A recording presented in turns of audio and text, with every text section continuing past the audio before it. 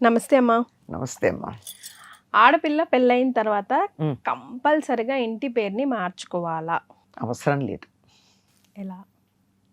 ఇంటి పేరు వేరు, గోత్రం వేరు. పెళ్ళయిన తర్వాత గోత్రం మారుతుంది, తప్పనిసరిగా మారుతుంది. అందుకు గోత్రానికి సంబంధించిన మార్పు ఉంది కానీ ఇంటి పేరు మార్చుకోవాల్సినంతటి అవసరం ఏమీ లేదమ్మా. ఇంటి పేర్లు అన్నవి ఒక గుర్తింపు కోసం. ఉదాహరణకి ఓ రామారావు అని పేరు ఉందనుకో, రామారావుల గ్రామంలో 10 మంది ఉండొచ్చు, లేదా ఒక కార్యాలయంలో పనిచేసేవాళ్ళు 10 మంది ఉండొచ్చు. ఇప్పుడు కార్యాలయం అన్నం పూర్వం ఉద్యోగాలు చేసేటటువంటి చోట, అది కొలువులు, రాజుగారి కొలువుల్లో ఎంతో మంది ఉండొచ్చు. కనుక ఆ తేడా తెలియడం కోసం ఫలానా ఊరి నుంచి వచ్చినటువంటి రామయ్య అని ఒకళ్ళకొకళ్ళు వేరు ఊరి పేర్లతో ఇంటి పేరు పెట్టుకున్నారు. మీరు గమనించినట్టయితే సాధారణంగా తెలుగు వాళ్ళల్లో అందరికీ ఇంటి పేర్లు గ్రామనామాలు ఉంటాయి. ఈ గ్రామనామాలు అన్ని కులాల వాళ్ళకి ఉంటాయి. ఆ ఊళ్ళో ఉన్న, అంటే ఇదేదో కుల వ్యవస్థ గురించి మాట్లాడుతున్నాను అనుకోకండి, ఇక్కడ ఇంటి పేర్ల సంబంధం చెప్తున్నాను కనుక. ఒక బ్రాహ్మణుడి ఇంటి పేరు ఆ ఊరి పేరు ఉంటుంది, ఒక చాకలింటి పేరు ఆ ఊరి పేరు ఉంటుంది, ఒక మంగలింటి పేరు ఆ ఊరి పేరు ఉంటుంది. అన్ని కుల వృత్తులు చేసే వాళ్ళకి కూడా ఆ ఇంటి పేరు ఉంటుంది ఒక గ్రామంలో.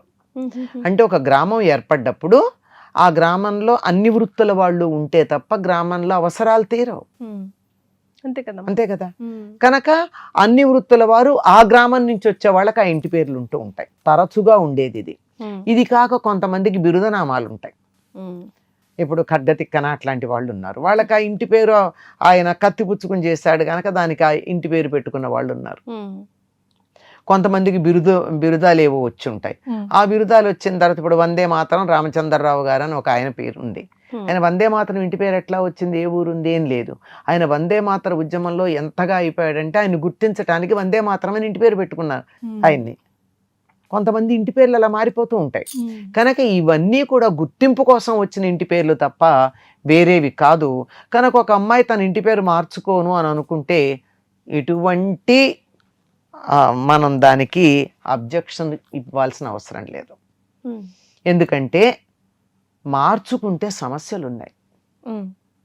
ఉదాహరణకి 10th క్లాస్ సర్టిఫికేట్ ఏదో ఉంటుంది, అది కదా ప్రతిదానికి లెక్క. పూర్వం SSLC అనేవారు, ఇప్పుడు 10th క్లాస్ అంటున్నారు. లేదా ఎక్కడికన్నా వెళ్ళాలంటే ఆధార్ కార్డు ఉంటుంది, దాంట్లో ఉన్నటువంటి పేరుని పెళ్ళయ్యాక మార్చుకోవాలంటే కష్టం కదా. మళ్ళీ దానికి ఎంత పెద్ద ప్రాసెస్ ఉంటుంది. అప్పటికే పాస్పోర్ట్లున్నా వీటన్నిటిని మార్చుకోవాలంటే కష్టమే కదా. ఉండని నష్టం ఏమిటి? ఇప్పుడు అక్కడ ఏమని ఉంటుంది, అమ్మాయి ఉంది ఏదో సీత డాటర్ ఆఫ్ కృష్ణయ్య అని ఉందనుకో, అది మారదు కదా.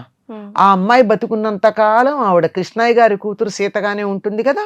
ఆ ఇంటి పేరు అలా ఉండనివ్వండి, నష్టమేం లేదు. ఎక్కడన్నా హస్బెండ్ ఏమన్నప్పుడు వైఫ్ ఆఫ్ XYZ అని చెప్పాల్సి ఉంటుంది. ఏ పెన్షనో తీసుకోవాల్సి వచ్చిన సందర్భంలో, అది కూడా గాడ్ ఫర్బిడ్, తను పెన్షన్ ఎప్పుడు తీసుకుంటుంది కదా. అందుకే గాడ్ ఫర్బిడ్ అన్నాను, పాపము క్షమించుగాక. అలాంటి సందర్భంలోనే వైఫ్ ఆఫ్ XYZ అని రాయాల్సి ఉంటుంది. అదర్వైజ్ మామూలుగా సందర్భంలో ఏం లేదు. మనం మన సనాతన ధర్మాన్ని అనుసరించి మన ధర్మశాస్త్రాలకు సంబంధించిన ధర్మకార్యాలు నిర్వర్తించేటప్పుడు ఎట్లాగూ గోత్రం మారనే మారుతుంది. ఆ గోత్రం నుంచి ఈ గోత్రానికి వచ్చింది కనుక గోత్రం మారుతోంది కనుక ఇంటి పేరు మారితే ఎంత, మారకపోతే ఎంత. కొంతమంది అక్కర్లేదు, అవసరం లేదు, సరదా పడి మార్చుకుంటావా మార్చుకో. ఇంత ప్రాసెస్ అంతా చేసి 10th క్లాస్ సర్టిఫికేటు తర్వాత అది ఇది వీటన్నిటికీ చలాన్లు కట్టేవేవో ఉంటాయి కదా పనులు, అవన్నీ చేసుకునే సరదా పడితే వైఫ్ అండ్ హస్బెండ్ ఇద్దరికీ కూడా ఆ సరదా ఉంటే చేసుకోండి. చేసుకోకపోతే వచ్చే ప్రమాదం లేదు, దానివల్ల జరిగేటటువంటి ఇబ్బంది లేదు, అదేమీ కూడా ధర్మానికి వ్యతిరేకం కాదు.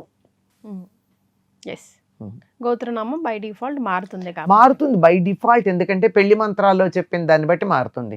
నువ్వు మా మంత్రాల పట్టి నేను పెళ్లి చేసుకోనంటావా, ఇంకా అదంతా పెళ్లికే మంత్రాలు లేవన్నప్పుడు ధర్మకార్యాలు ఎక్కడ చేస్తారు. అట్లాంటప్పుడు సందర్భమే లేదు, విషయమే రాదు. కనుక అప్పుడు మారుతుంది కనుక గోత్రం మారుతుందే కానీ ఇంటి పేరు ఏంటంటే రామయ్య గారి అని ఇంటి పేరు ఉంది, మీకు తెలుసా? మ్మ్. రామచంద్రుని అని ఇంటి పేరు ఉంది, తెలుసా?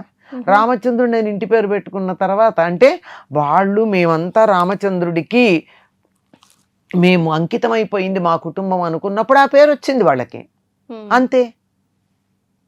అంచేత ఆ ఇంటి పేరు మారాల్సిన పని లేదు. కాకపోతే కొంతమందికి తండ్రి పేరు ఇంటి పేరుగా ఉంటుంది, వాళ్ళకి వేరే ఇంటి పేర్లు ఉండవు. మ్మ్. అట్లాంటప్పుడు మరి తండ్రి పేరుతో ఉంటే బాగుండదు కనుక అక్కడ భర్త పేరు పెట్టుకుంటూ ఉంటారు. అది లేకపోయినా ఏం పర్వాలేదు, నష్టమేం లేదు. ఫలానా వారి కూతురు అని చెప్పుకోవడంలో తప్పేమిటి? Yes. అది ఎప్పటికీ మారదు కాబట్టి. మారడానికి వీలే లేదు, ఎలా మారుతుంది? అవకాశం లేదు. లేదు.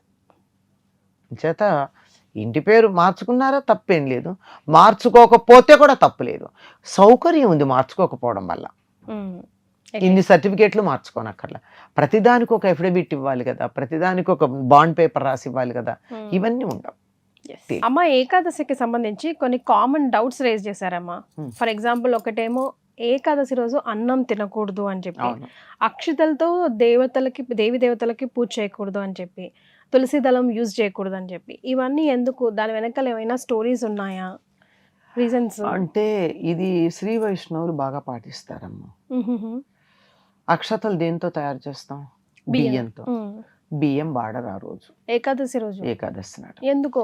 అన్నం కూడా తినద్దు అన్న కారణం బియ్యంతో వండుతాం గనక. బియ్యం కాకుండా ఇంకో దేంతో అయినా చేసిన పదార్థాలు తినచ్చు. ఏమిటి అంటే మురాసురుడు అనేటటువంటి వాడు ఒకడు ఉన్నాడు, తాళజంఘుడు అనేటటువంటి రాక్షసుడి యొక్క కొడుకు. ఈ వీడికి చాలా కోపం, రాక్షసులకి విష్ణుమూర్తి మీదే చాలా కోపం ఉంటుంది. మరి అందుకని విష్ణువుతో యుద్ధం చేశాడు బాగా. యుద్ధం చేస్తే విష్ణువే అలసిపోయాడు. అలసిపోయి విశ్రాంతి తీసుకున్నాడు. విశ్రాంతి తీసుకుంటే ఆ సమయంలో ఆయన నుండి ఒక శక్తి, ఆయన విశ్రాంతి తీసుకుంటున్నప్పుడు ఆయనలోంచి ఒక శక్తి బయటకు వచ్చింది.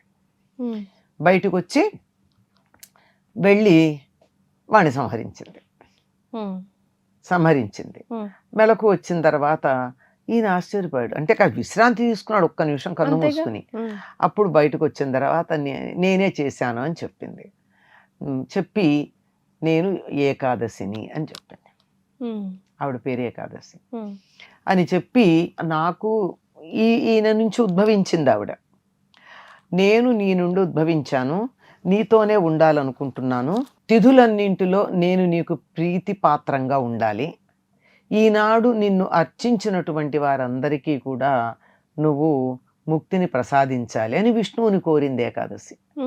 అందువల్ల ఏకాదశి నాడు విష్ణువుని బాగా అర్చించటం అది ప్రధానం. ఆవిడ్ని చాలా ఆదరించాడు, చాలా ప్రీతిపాత్రురాలైంది ఏకాదశి. పైగా ఏకాదశికి ఇంకో పేరు కూడా ఉంది, హరివాసరము అని పేరు.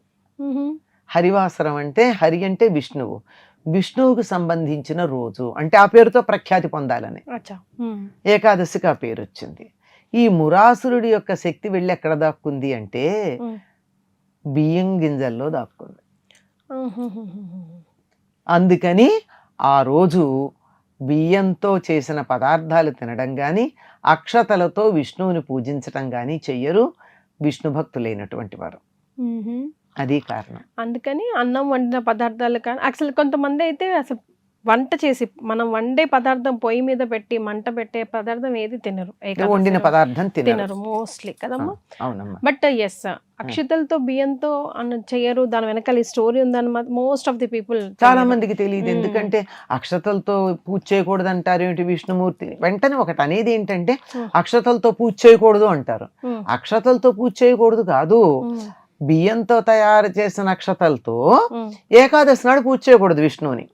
అమ్మవారికి కావాలంటే వేయచ్చు, శివుడికి కావాలంటే వేయచ్చు, కానీ ఎక్కువగా మనకు పూజ చేసేది లక్ష్మీనారాయణ పూజ మనకి ప్రధానంగా ఉంటుంది కనుక అక్షతలతో ఆ రోజు పూజ చేయకూడదు అంటారు. అక్షతలు అంటే క్షతము కానివి అని, అంటే నడుము విరగని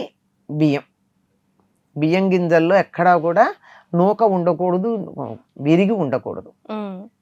ఏ గింజకు ఆ గింజ పెద్దదిగా ఉండాలి. అటువంటి వాటితోనే అక్షతలు తయారు చేస్తారు. అలాగే పూలు కూడా దెబ్బ తినని పూలు మాత్రమే అక్షతలు, దెబ్బ తిననివి. ఇక ఏదైనా రేకు విరిగిపోయి కానీ రేకులుగా కానీ వీటితో పూజ చేయకూడదు. రేకులతో పూజ చేయకూడదమ్మా. పూజ మొత్తంతో పూజ చేయాలి. మనకి సాధారణంగా గులాబీలు అవన్నీ బాగుంటాయని రేకులు విడదీసి పూజ చేస్తారు. చేయకూడదు, అస్సలు చేయకూడదు.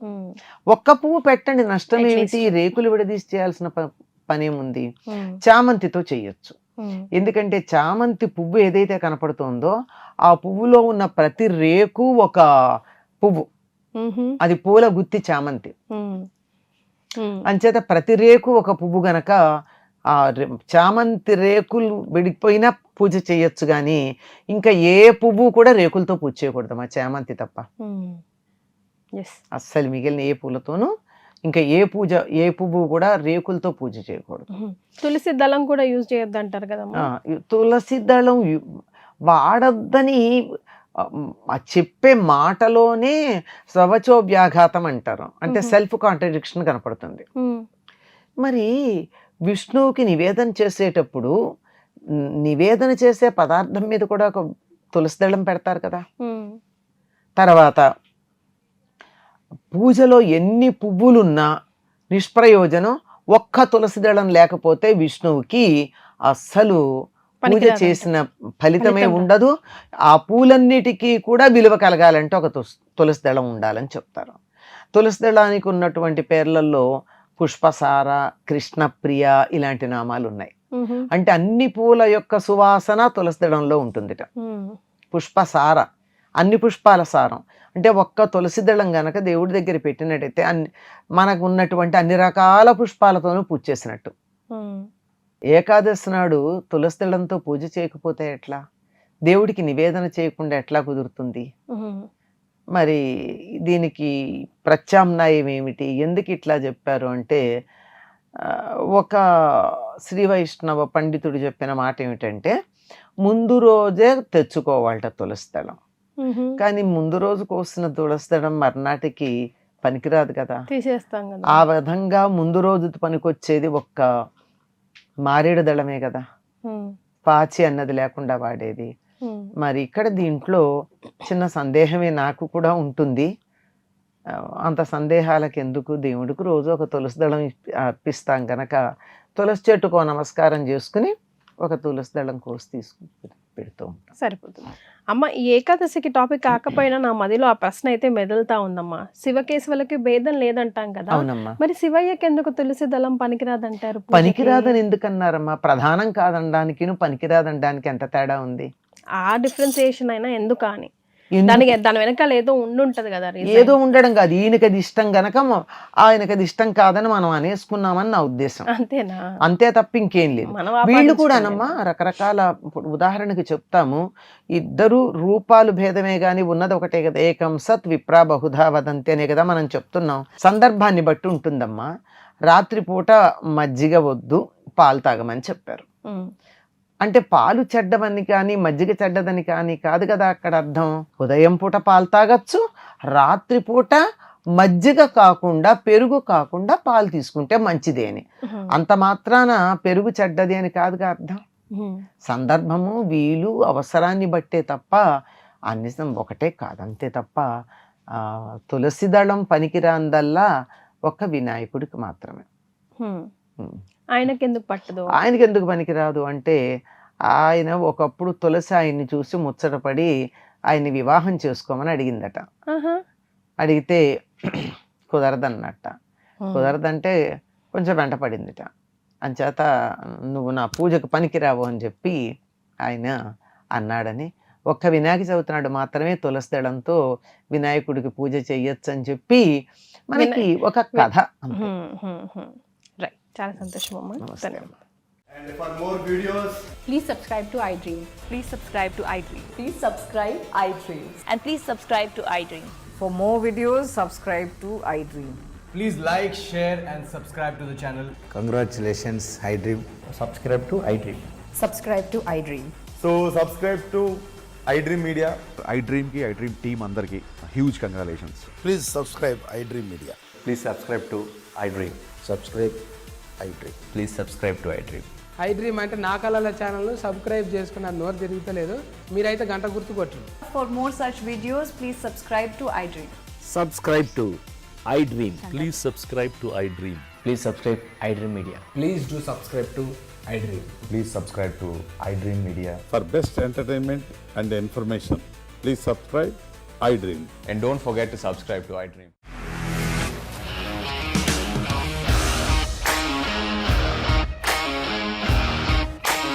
ఇండస్ట్రీలో కమిట్మెంట్ ఇష్యూస్ వస్తే నీకు కూడా వచ్చినట్టు మార్నింగ్ తీసుకెళ్ళాడంటే కొట్టి పడేస్తాడు.